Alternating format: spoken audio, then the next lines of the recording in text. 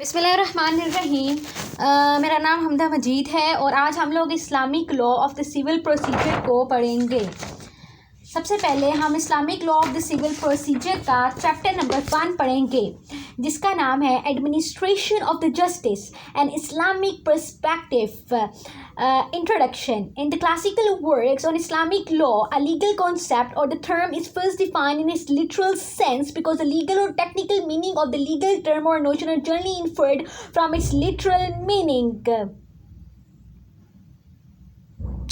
In Islamic law, for the administration of the justice, the term qada is generally used. And its literally sense, the qada means to decide or to adjudicate between the conflicting parties. Islamic law के अंदर जो है administration of the justice के लिए जो term इस्तेमाल की जाती है उसको हम क्या कहते हैं? qada. qada का जो है वो literal sense में जो qada का मतलब है उसका मतलब ये है कि decide करना या adjudicate करना conflicting people के दरमियान. The definition of the term qada. Muslim jurists have defined the term qada in its technical sense in the following different ways. जो मुसलमान jurist हैं उन्होंने जो है वो qada की जो term को define किया है technical sense में, वो different ways में है. सबसे पहले हम लोग देख लेते हैं हनफी jurist को. According to the jurist of the Hanfi school of the thought, qada means to decide disputes and to dispose of the conflict of the people.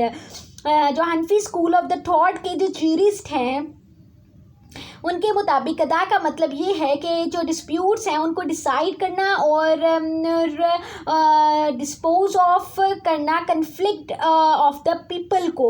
In this definition the term qada has been defined in a very imprecise way. ये जो definition हमने ऊपर हनफी school की पढ़ी है इसमें जो है qada को जो है वो बड़े ही गलत तरीके से जो है बड़े इम्प्रिसाइज वे से जो है वो डिफाइन किया गया है. As it is no clarification about the authority that decides the dispute. क्योंकि यहाँ पे कोई भी क्लैरिफिकेशन नहीं है, कुछ भी वाज़ेह नहीं किया गया अथॉरिटी के बारे में जिसने इस डिस्प्यूट को डिसाइड करना है कन्फ्लिक्टिंग पीपल के दरमियान. अब नेक्स्ट पेज पे अगर हम मूव करें तो in the terms of this definition even the passing of an award bye arbitrator is also qada. इस डेफिनेशन को अगर हम देखते हैं तो इसके मुताबिक जो है अवार्ड जो आर्बिट्रेटर्स पास करते हैं उसको भी qada कह दिया जाएगा. While in fact that award pass by the arbitrators can not be termed as qada in the strict sense of the term because arbitrators have no power of enforcement of their award. मगर हकीकतन अगर देखा जाए, मगर fact अगर देखा जाए, जो qada की टर्म है स्ट्रिक्ट सेंस में जो है उसके अंदर जो है अवार्ड जो आर्बिट्रेटर पास करते हैं उसको qada नहीं कंसीडर किया जा सकता है, क्योंकि आर्बिट्रेटर्स के पास कोई भी पावर नहीं होती है इन्फोर्समेंट कराने की अपने अवार्ड को. For being term qada a decision must be of the binding nature. अगर हम टर्म qada को देखें तो जो डिसीजन दी जानी चाहिए वो बाइंडिंग नेचर की होनी चाहिए. Therefore only that judgement can be termed as qada which जज has pronounced in the court after having heard the pleas of the both the litigating parties. तो वही जजमेंट जो है उसको हम qada कह सकते हैं अगर हम ये समझें कि जो डिसीजन जो कि बाइंडिंग नेचर की होती है उसको हम qada कहेंगे. वो जजमेंट जो कि जज प्रोनाउंस करता है कोर्ट ऑफ द लॉ में, जब वो दोनों पार्टीज़ की जो है वो दरख्वास्तों को सुने, दोनों लिटिगेटिंग पार्टीज़ है वो पार्टीज़ जो कि एक सूट में आती हैं, जो कि डायरेक्टली एक सूट में आती हैं, जैसे कि प्लेंटिफ हो गया, डिफेंडेंट हो गया, उनको सुनने के बाद जज जो पास करता है, जज जो पास कर देता है ऑर्डर जो कि बाइंडिंग नेचर का होता है उसको ही हम qada कह सकते हैं. जो बाइंडिंग नेचर के ऑर्डर्स होते हैं उनको ही हम qada कहेंगे. अच्छा, अब सम अदर हनफी जूरिस्ट के मुताबिक qada का मतलब ये है to pronounce a binding order. ठीक है, according to some other Hanafi jurist qada means to pronounce a binding order. अब हम दूसरे हनफी जूरिस्ट की डेफिनेशन को अगर देखें तो उसका मतलब ये होगा कि बाइंडिंग ऑर्डर को प्रोनाउंस करना, बाइंडिंग ऑर्डर को प्रोनाउंस करना, वर्डिक्ट जो होगा वो बाइंडिंग ऑर्डर होगा.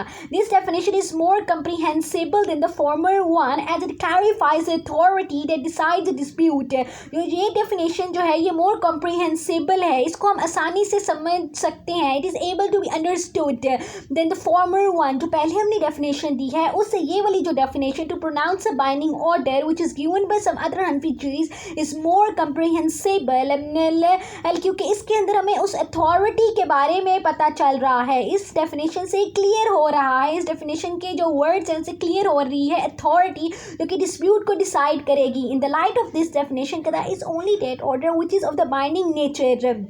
इस डेफिनेशन के मुताबिक वही ऑर्डर जो कि बाइंडिंग नेचर का होगा वही कदा होगा.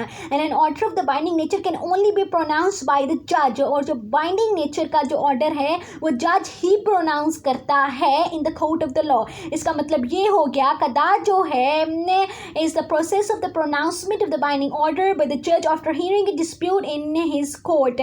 और तो अगर हम कदा की डेफिनेशन को अगर हम समझें, ये जो दूसरी हमें डेफिनेशन दी गई है कुछ दूसरे हनफी जूरिस्ट के मुताबिक, एक तो वो ये है कि जो बाइंडिंग ऑर्डर है उसकी प्रोनाउंसमेंट की जाए जज के थ्रू जब वो दोनों पार्टीज़ को जो है वो कोर्ट में सुने और उनका जो है वो डिस्प्यूट रिजॉल्व करने के लिए जो है वो डिसीजन दे. The most exhaustive definition of the कदा is one adopted by the famous Hanafi compendium. जो बहुत ही कंप्लीट डेफिनेशन है कदा की वो हनफी कंपेंडियम ने जो है वो दी है, जो कि बहुत ही फेमस है. Al Fatawa Al Alamgiriya which is define the term कदा a binding order pass by a public authority. एक पब्लिक अथॉरिटी ने जो बाइंडिंग ऑर्डर पास किया है उसको हम कदा न कहते हैं. ठीक हो गया ना.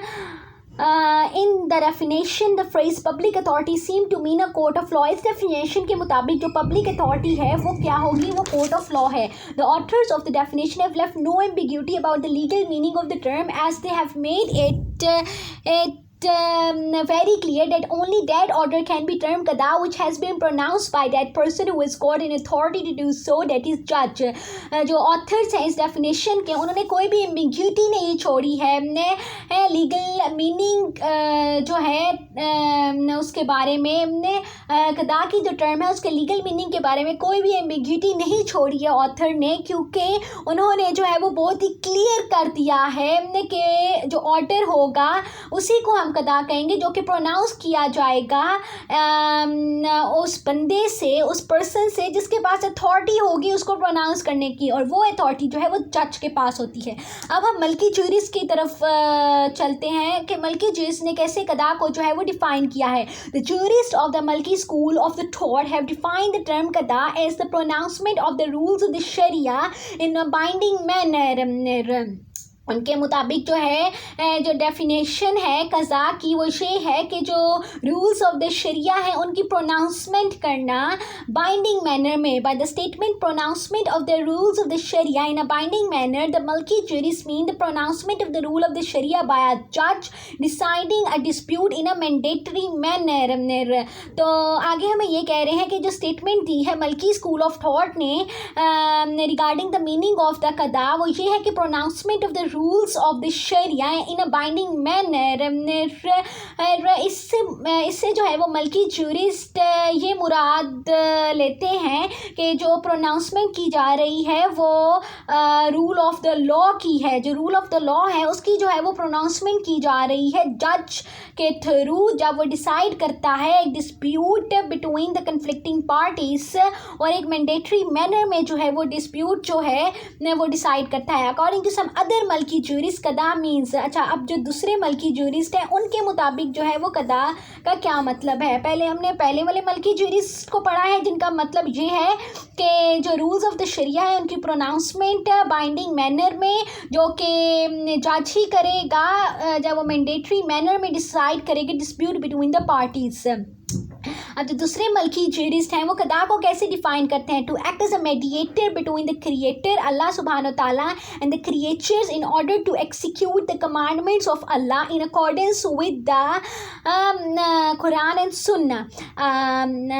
तो ये जो डेफिनेशन है इसके जो इंटरप्रेटर्स हैं, एक्सपाउंडर्स हैं इस डेफिनेशन के, उनका मतलब ये है कि जो जज होता है वो डिसाइड करता है डिस्प्यूट को और वो मेडिएटर के तौर पे काम करता है क्लैशिंग पार्टीज़ के दरमियान. और अल्लाह ताला के जो रूल्स हैं जो कि कुरान एंड सुन्ना में दिए गए हैं, जो रूल ऑफ लॉ है उसको जो है वो एक्सिक्यूट करता है, रूल्स ऑफ लॉ को जो है वो इम्प्लीमेंट करता है जब वो डिस्प्यूट रिजॉल्व करता है बिटवीन द पार्टीज। तो होप सो आप लोगों को यहाँ तक समझ आ गई होगी। नेक्स्ट हम नेक्स्ट लेक्चर में पढ़ेंगे।